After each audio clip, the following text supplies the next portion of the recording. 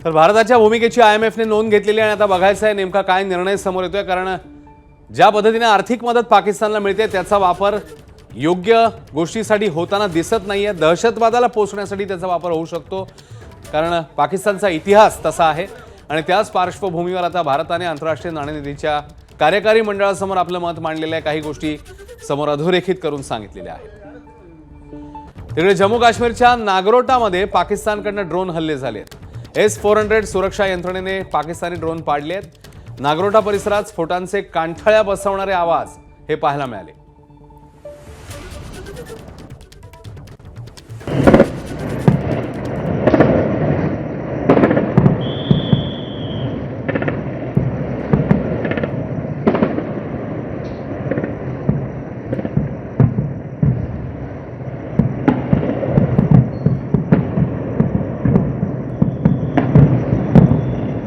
तर S-400 सुरक्षा यंत्रणेने हे ड्रोन्स पाडलेले आहेत। पाकिस्तानच्या कुरापती सुरू असतानाच भारताकडून आता चोख प्रत्युत्तर बघायला मिळते।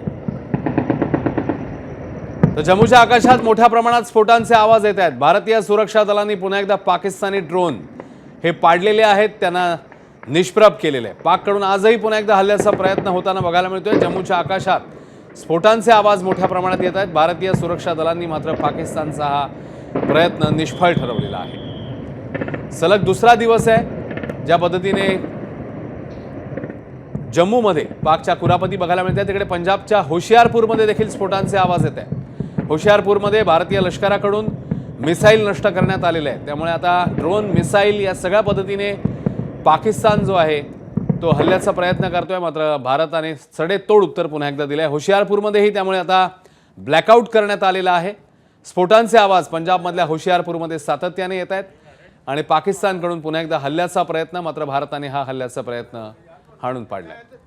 तिकडे अखनूरमध्ये, जम्मू काश्मीरमधल्या अखनूरमध्ये भारताने पाकिस्तानी ड्रोन पाडले आहेत। भारतीय हवाई दलाने पाकिस्तानचे ड्रोन हे पाडून टाकले आहेत, त्यामुळे ठिकठिकाणी पुन्हा एकदा पाकिस्तानचा हा हल्ल्याचा प्रयत्न जो भारताने हाणून पाडलाय।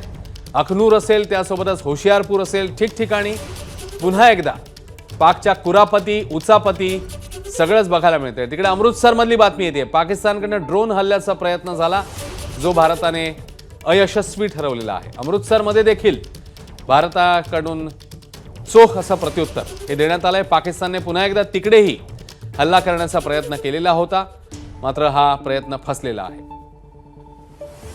त्यामुळे कालप्रमाणे साधारण 8:30 पावणे 9 वाजल्यापासून आता ड्रोन्स असतील किंवा अन्य मार्गाने पाकिस्तानने हल्ल्याचे प्रयत्न भारताच्या विविध भागात सुरू केलेले आहेत, पण त्याला पुरेपूर असं उत्तर, सडेतोड असं उत्तर देण्यात आले। तिकडे जम्मू, सांबा, पठाणकोट या भागात पाकिस्तानचे ड्रोन दिसले आहेत। पाक ड्रोन हल्ल्याच्या भीतीने सायरन वाजवले जात आहेत आणि लोकांना सतर्क करण्यात येत आहे।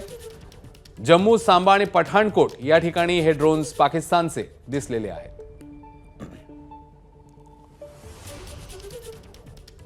तर पाककडून जम्मू, सांबा आणि पठाणकोटमध्ये हल्ल्याचा प्रयत्न झालेला होता। पाकिस्तानचे ड्रोन दिसले होते, मात्र आता भारताने या संदर्भात पुन्हा एकदा सडेतोड प्रत्युत्तर देत हे हल्ले सगळे परतवून लावलेले आहेत। जम्मूमधल्या राजौरीमधली बातमी येते, पाकिस्तानकडून गोळीबार सुरू झालाय। त्यामुळे एकीकडे हवाई हल्ला तर दुसरीकडे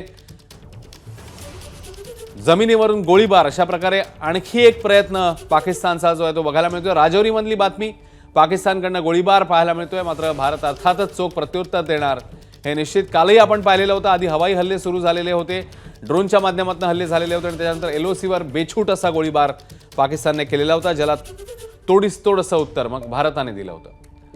त्यामुळे ठिकठिकाणी पुन्हा एकदा पाकिस्तानकडून हल्ल्याचा प्रयत्न जो आहे तो बघायला मिळतोय। आणि बातमी येते परराष्ट्र मंत्री S जयशंकर यांच्या भेटीसंदर्भातली, पंतप्रधान मोदींच्या भेटीला ते पोहोचलेत। सुरक्षा दलाच्या बैठकीनंतर मोदींनी S जयशंकर यांच्यासोबत चर्चा केली आहे। परराष्ट्र सचिव विक्रम मिस्री देखील या बैठकीत सहभागी आहेत। त्यामुळे सलग दुसऱ्या दिवशी एकीकडे पाकिस्तान ज्या पद्धतीने हल्ल्याचा प्रयत्न करते त्या पार्श्वभूमीवर एक अत्यंत महत्त्वाची बैठक ही पार पडतेना बघायला मिळते। तर पंजाबच्या फिरोजपूरमधली बातमी, पाकिस्तानी ड्रोनचा नागरिकांवर हल्ला बघायला मिळाला आणि ड्रोनच्या या हल्ल्यामध्ये फिरोजपूरचे एक कुटुंब जखमी झालेले आहे। जखमींना तातडीने रुग्णालयात दाखल करण्यात आले। त्यामुळे नागरी वस्त्यांवर देखील आता लक्ष करून हल्ला करण्याचा पाकिस्तानचा हा कुटील डाव पुन्हा एकदा बघायला मिळतोय पाकच्या फिरोजपूरमधल्या नागरिकांवर हल्ला झाला.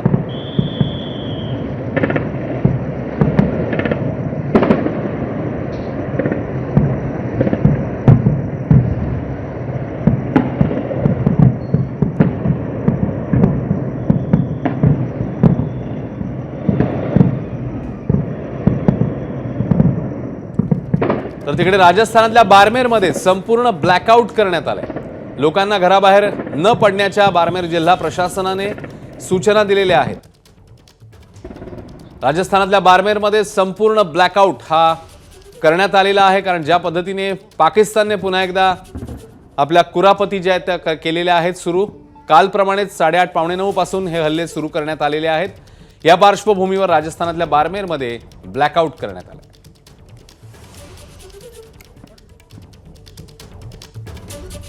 तर तिकडे IMF मध्ये देखील पाकिस्तान विरोधात भारताने आता स्पष्टपणे भूमिका मांडलेली आहे.